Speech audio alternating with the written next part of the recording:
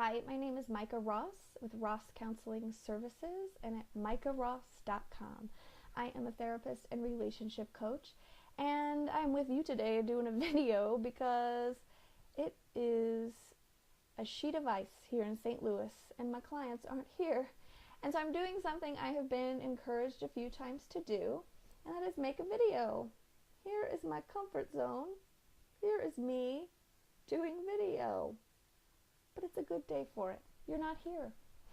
And what I want to talk about today is something that is very near and dear to my heart, and that is not growing up in a cleaver family, not having a perfect background. And this can be having parents who are divorced, having parents who were never married, being abused or neglected or sexually abused, having one of your parents pass away, going through some type of big tragedy when you're young. That's not ideal. That's not what our society thinks is an ideal upbringing. And I think that message is pretty clear. It was to me, at least.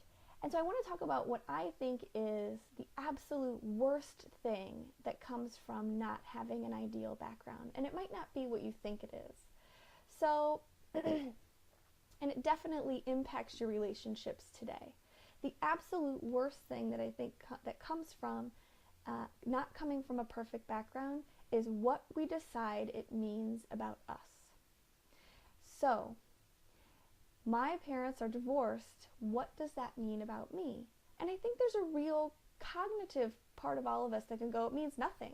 It means nothing about me.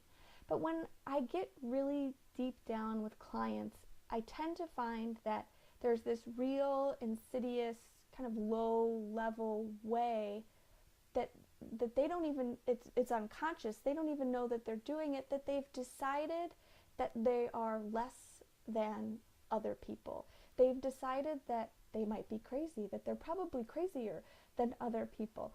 They've decided that they shouldn't be feeling how they're feeling. Other people must know better because they probably came from a better background. We start to believe that our emotional guidance system is off somehow. And this is the absolute worst part of coming from an imperfect background. It convinces us not to trust ourselves and not to trust our feelings.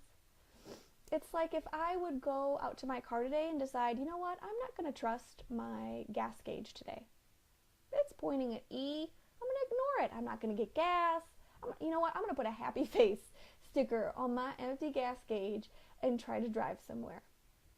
That doesn't work really well. That doesn't work at all. And for a lot of people, I see that's where they're getting stuck in their relationships. You start to ignore how you feel. That starts to hurt. You cover it up, but that doesn't get you very far. It can get you quite a ways, years into a relationship. So neglecting, negating your own wants, needs, and feelings, you're dishonoring yourself in the process. And then resentment starts to build. And that resentment can get pointed at the people we love the most. And that's when I see people in therapy.